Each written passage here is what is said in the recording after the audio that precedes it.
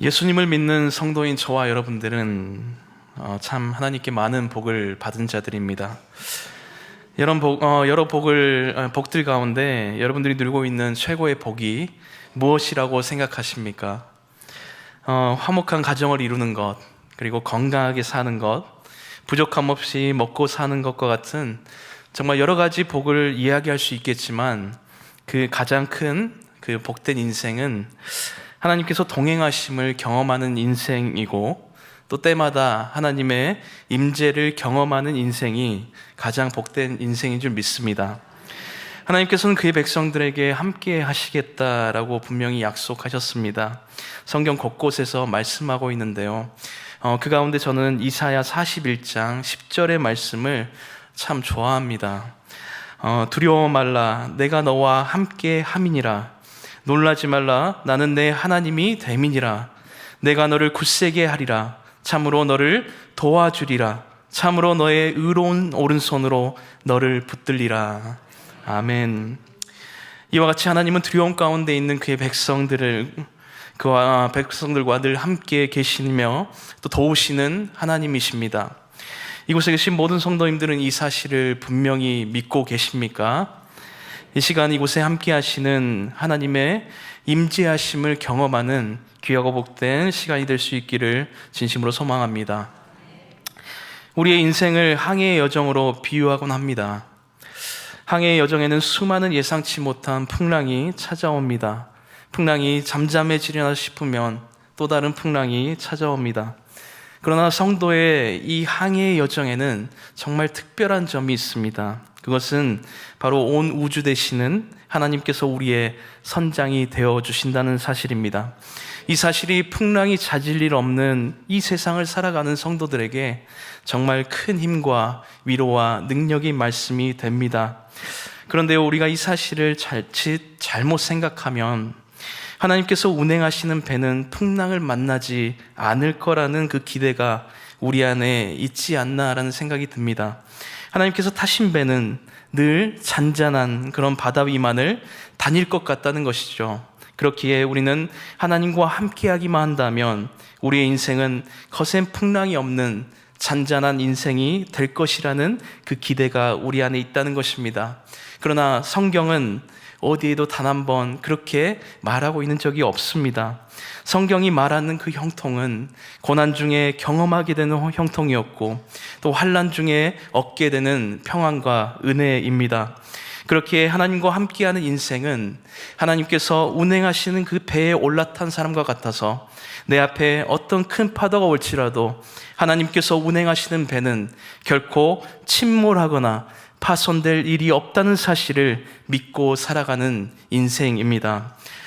이 사실을 사실 우리는 다 알고 있죠. 모르지는 않습니다. 그런데요, 내 인생에 문제가 반드시 있을 것을 우리가 알매도 불구하고 그 문제가 주는 고통과 시련이 너무 크고 고통스러울 때는, 특별히 그 고통이 오랜 시간 지속될 때는 우리의 마음이 자꾸만 무너진다는 것입니다. 예수님을 믿는 인생은 반드시 형통하리라 믿고 기대했던 것만큼이나 큰 실망감으로 찾아오게 됩니다. 우리의 마음이 지쳐가고 점점 하나님을 향한 기대와 소망이 원망과 실망으로 바뀌게 됩니다. 그리고 더 이상 우리 안에 기도 응답에 대한 기대나 소망이 사라지는 것을 우리가 느끼게 되죠.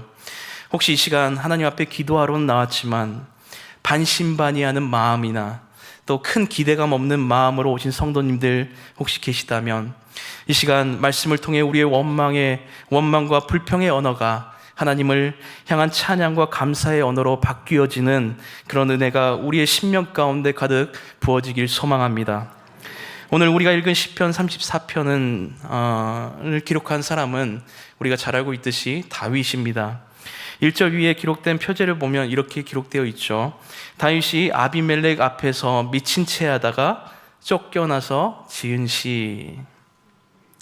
다윗은 자신을 죽이려는 사울을 피해 블레셋으로 도망가게 되는데, 그 도망갔던 장소가 바로 가드라는 장소입니다. 이 가드라는 곳은 사실 골리앗의 고향이기도 합니다. 이제 사울의 죽음을 피해서 또 그를 도망하여서 아기스 왕에게 도움을 구하기 위해서 갔는데 그곳에 왕과 함께하는 신하들이 다윗을 알아보게 된 것입니다.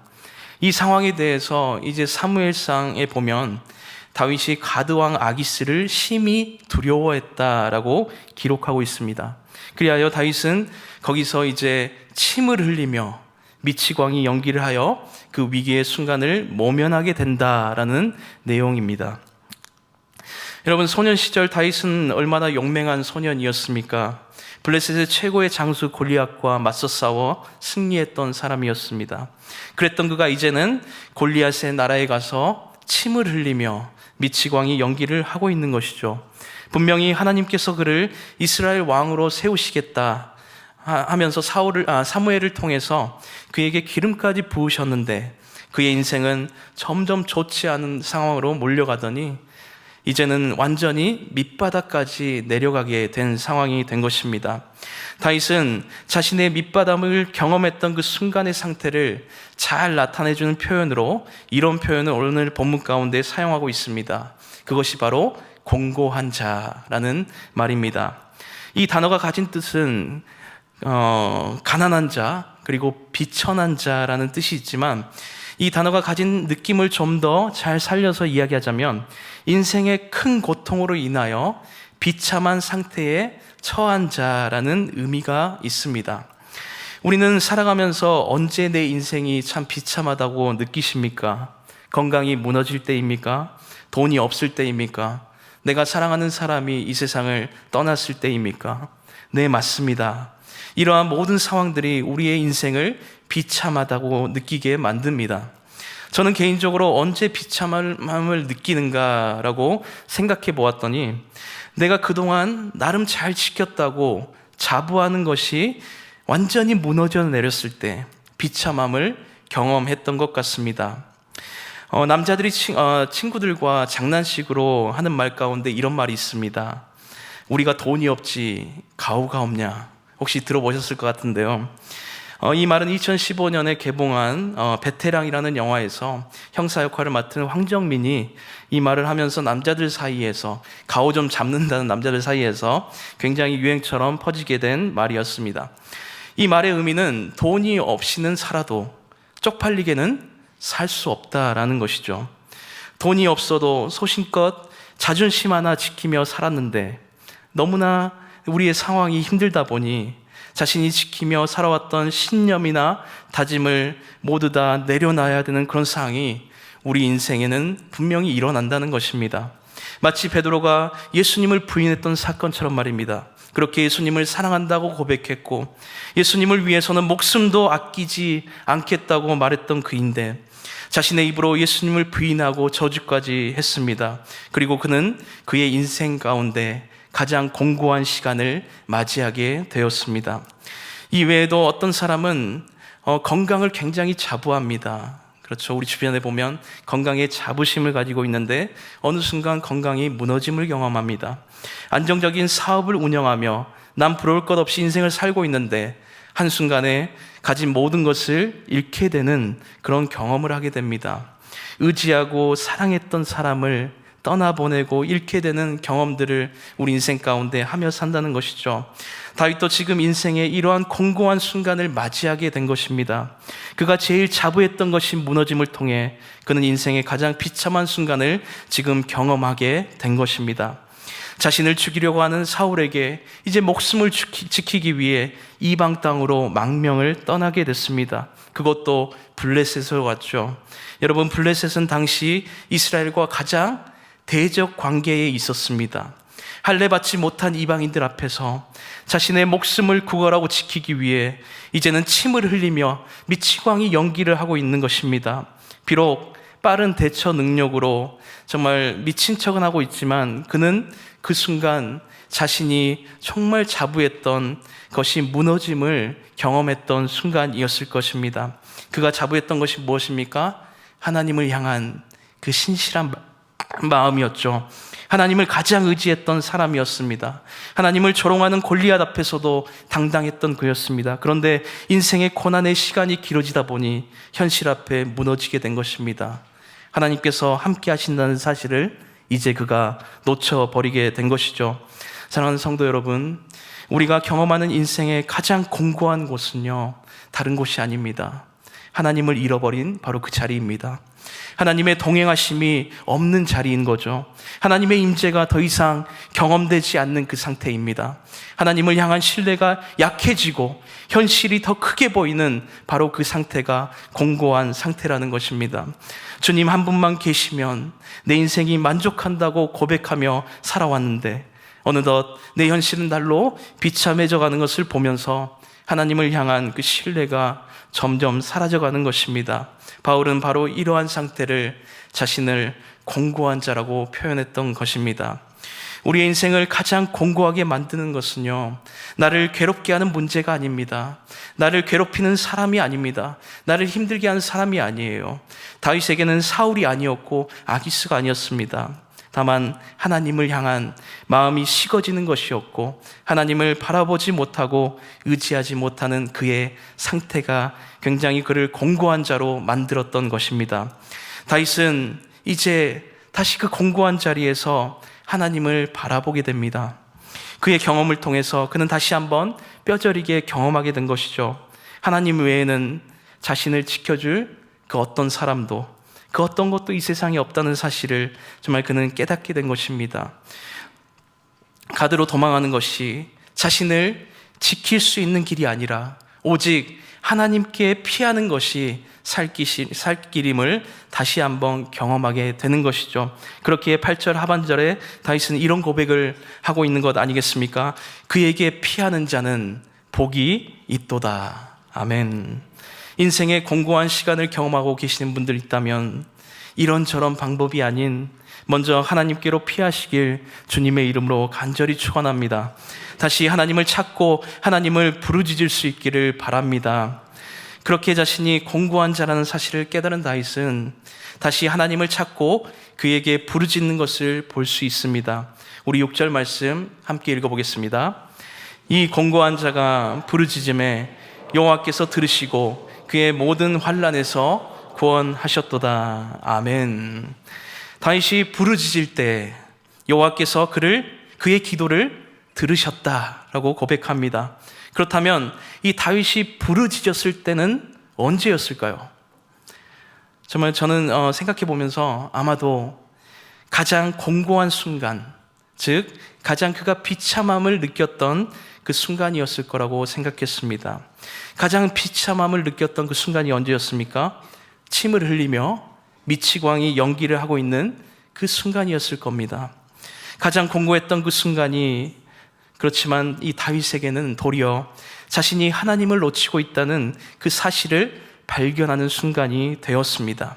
그러니 자신은 그 상황을 모면하기 위해서 지금 겉으로는 미친 척을 하고 있지만 그의 마음속은 지금 하나님을 간절히 찾고 하나님께 부르짖었던 것이죠. 바로 가장 그 낮은 지점에서, 가장 공고한 지점에서 그는 다시 하나님의 임재를 경험하게 된 것입니다. 사랑하는 성도 여러분, 우리의 인생의 가장 비참한 순간이 찾아오더라도 끝났다고 단정 짓거나 결코 포기하지 않기를 바랍니다. 도리어 그 공고한 순간이 하나님께서 나에게 가장 가까이 계시는 때이고 나를 향하여 그의 귀를 가장 가까이 대고 계시는 순간임을 우리가 분명히 기억할 수 있기를 바랍니다. 그러나 사실 이런 큰 고난이 우리에게 찾아올 때면 우리가 분명히 기도해야 되는 것 알고 있고 또 하나님께서 우리 가까이 있음도 우리는 모르는 것은 아닙니다. 그렇지만 기도한다는 게 쉬운 일이 아니라는 사실이 생각이 듭니다. 너무나도 큰 어려움이 닥치면 기도가 나오지 않죠. 저는 그런 경험을 참 많이 했던 것 같습니다. 그냥 포기하고 싶어지고 마음이 답답하기만 합니다. 그냥 이 문제가, 이 시간이 빨리 지나가기만 기다리고 있는 제 자신을 발견하게 되었습니다. 그렇다면 다윗은 어떻게 이 공고한 중에 이렇게 하나님께 부르짖는 삶을, 그 순간을 맞이할 수 있게 되었을까요? 그 비밀이 바로 9절에 숨겨져 있습니다. 우리 함께 읽어보겠습니다. 너희 성도들아 여호와를 경외하라. 그를 경외하는 자에게는 부족함이 없도다. 그리고 11절도 보겠습니다. 너희 자녀들아 와서 내 말을 들으라. 내가 여호와를 경외하는 법을 너희에게 가르치리로다. 아멘. 다윗은 이렇게 공고한 중에도 하나님께 구하고 또 하나님께서 응답하심을 경험할 수 있었던 가장 큰 비결은 바로 하나님을 경외하는 삶에 있었다는 사실입니다. 사랑하는 성도 여러분, 지금 이 자리에 어떤 마음으로 나와 계십니까? 기도할 거리가 많아서 나오셨습니까? 인생에 겪는 일들이 정말 너무 힘들고 견디기 버거워서 이 자리에 나오셨습니까? 아니면 그냥 나오셨습니까? 네, 어떠한 이유에서 이곳에 오셨든지 아주 잘 오셨습니다. 네, 그런데요, 말씀을 통해서 여러분들에게 도전하고 싶은 것은 이 시간 우리가 이곳에 어떤 이유로 왔든지 하나님을 경외하는 우리의 마음이 먼저 회복되어지고 살아나는 역사가 있기를 소망합니다. 하나님을 경외함으로 그분께 부르짖는 시간 될 수 있기를 진심으로 소망합니다. 우리가 경외하는 그 하나님은 어떤 분이십니까? 공고한 나를 위하여 그의 아들까지 공고한 자리로 보내주신 하나님이십니다. 태어나면서 가장 공고한 자리인 그 마국간에 예수 그리스도를 보내셨습니다. 그리고 본격적으로 그의 활동이 시작되면서 예수님은 공고한 자들을 찾아 나서셨습니다. 그리고 공고한 자들의 인생 속에 들어가서 함께 울고 웃으시며 천국의 소망을 그들에게 심어주셨습니다. 그리고 인생의 가장 그 비참한 죽음의 자리도 가장 공고한 방법으로 십자가에 달려 죽으셨습니다. 그리고 예수님은 공고한 우리의 인생을 지금도 너무나 잘 아시기 때문에 성령님을 보내주시고 지금도 우리를 하늘의 보좌에 앉아서 우리를 위해서 중보하고 계십니다. 그렇게 우리는 예수님께서 운행하시는 그 배에 지금 함께 타고 있는 것입니다. 내 앞에 불어오는 풍랑을 우리가 바라본다면 우리는 다시 공고한 자가 될 것입니다. 그러니 풍랑 중에도 여전히 그 운전대를 잡고 계신 우리 예수님을 우리가 끝까지 바라보며 그분만을 경외할 수 있기를 소망합니다. 그리하여 인생의 공고함으로부터 쏟아냈던 수많은 불평과 원망의 한숨이 다윗의 시의 고백처럼 내가 여호와를 항상 송축하며 내 입술로 항상 주를 찬양하리다 라는 찬양과 감사의 고백으로 바뀌는 은혜가 우리 가운데 충만하길 소망합니다.